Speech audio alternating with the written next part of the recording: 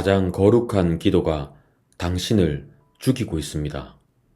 여러분이 금식하며 매달렸던 그 하나님의 부르심이 사실은 하나님을 향한 가장 지독한 공격이었다면 믿으시겠어요? 우리는 주님, 가라면 가고 멈추라면 멈추겠습니다 라고 말하지만 마음속엔 이미 목적지를 정해두고 하나님께 도장만 찍어달라고 떼를 쓰고 있습니다. 이것이 바로 기도를 해도 마음이 시끄럽고 불안한 이유입니다. 왜 내 안에는 두 개의 목소리가 싸울까요? 이게 내 생각인지 하나님의 뜻인지 도저히 모르겠다 라고 스스로 고민들 많이 하시죠? 여기서 우리가 놓치는 본질적인 질문이 있습니다. 왜 우리는 하나님께 묻는다고 하면서도 여전히 나를 주어로 두고 고민하고 있을까요? 사실 우리는 분별을 하고 싶은 게 아니라 내 선택이 안전하다는 보장을 받고 싶은 것입니다. 실패하고 싶지 않고 손해보고 싶지 않아서 하나님의 이름을 빌려오는 속셈인 거죠. 비전과 부르심이라는 이름의 독소를 한번 볼게요. 하나님이 나를 특별하게 쓰실 거라는 그 기대감. 이 생각은 사실 내가 남들보다 특별해지고 싶다는 아담의 속성에서 나온 독소일 수 있습니다. 이 독소가 퍼지면 하나님의 음성은 들리지 않고 마귀가 속삭이는 가짜 오아시스만 보이게 됩니다. 마귀는 너를 위해 하나님의 뜻을 이용하라고 부추깁니다. 결국 우리는 신앙의 이름을 가진 성공주의자가 되어버리고요. 여기서 소름 돋는 진실을 한번 볼까요? 하나님을 고용하려는 우리의 속셈이 보입니다. 우리는 하나님을 사랑해서 부르심을 쫓는 게 아니라 나를 사랑해서 하나님을 고용하려고 하고 있습니다. 미래의 불확실성에 떠는 세상 사람들과 다를 바 없이 하나님께 내 생존 전략을 짜달라고 요구하는 꼴입니다.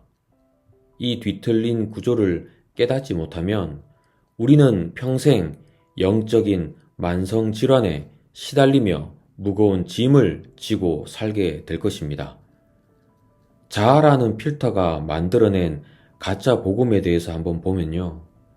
냉정하게 우리 내면을 한번 들여다보죠. 우리가 하나님의 뜻이라고 결론 내렸던 순간들은 대개 내 자존심이 살고 내 가치가 증명되는 방향 아니었나요? 하나님의 말씀은 이렇게 말합니다. 죽어라, 십자가를 지라. 그런데 그 말씀을 우리는 이렇게 받아들이죠. 십자가를 지고 금메달을 따게 해주세요.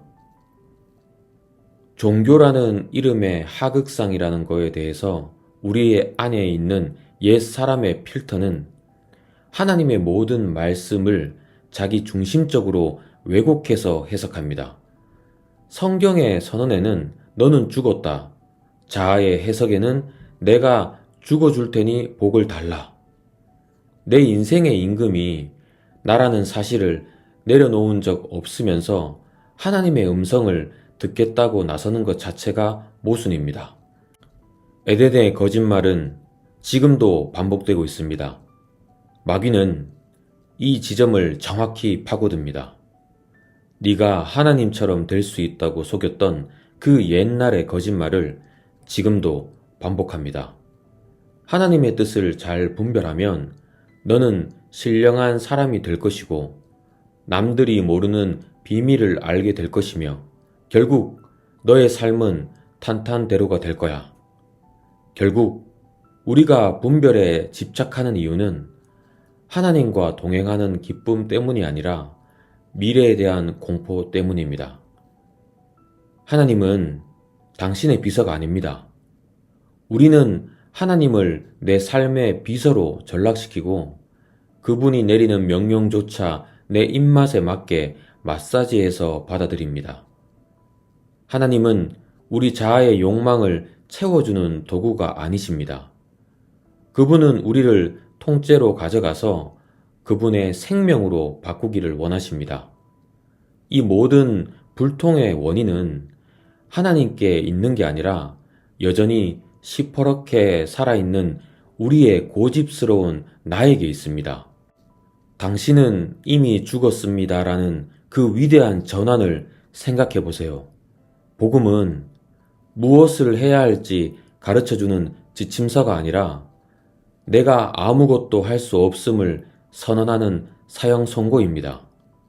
너희가 그리스도와 함께 십자가에 못 박혔나니 이 말씀은 과거 완료형입니다. 당신의 뜻, 당신의 계획, 당신의 미래에 대한 모든 걱정은 이미 2000년 전 갈보리에서 예수와 함께 죽었습니다.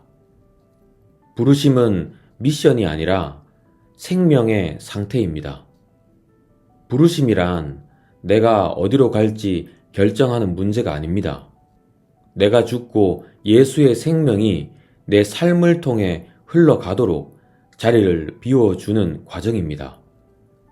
우리가 그토록 괴로워하며 고민했던 분별의 숙제는 사실 예수님이 이미 다 해결해 놓으셨습니다. 다 이루었다는 선언의 의미는 뭘까요? 빚쟁이가 빚을 다 갚았는데 여전히 독촉 전화가 올까봐 떨고 있다면 그 소식이 믿어지지 않는 것 뿐입니다. 우리의 인생의 모든 문제는 주님이 다 짊어지고 가셨습니다. 다 이루었다는 선언 안에 당신의 진로, 건강, 재정, 자녀 문제가 다 포함되어 있습니다. 복음은 힘내라, 너는 할 수 있다고 응원하지 않습니다. 대신 너는 죽었다, 그러니 내 안에서 쉬어라 라고 초청합니다. 지식의 습득이 아닌 존재의 투쟁, 이 싸움의 재정의가 필요합니다.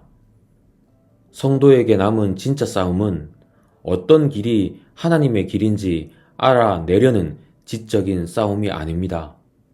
매 순간 살아나려고 꿈틀거리는 내 자아를 십자가에 못 박는 존재의 투쟁입니다. 그래서 이게 하나님 소리냐, 마귀 소리냐가 아니라 지금 누가 내 마음의 주인이냐에 집중해야 합니다. 불안의 조바심은 100% 마귀의 공격입니다. 마귀는 우리에게 불안을 심어줍니다. 너 지금 이렇게 가만히 있어도 되겠어? 남들은 저만큼 앞서가는데? 내 안에서 염려가 올라오고 조바심이 생길 때 우리는 단호하게 선포해야 합니다. 사탄아, 물러가라.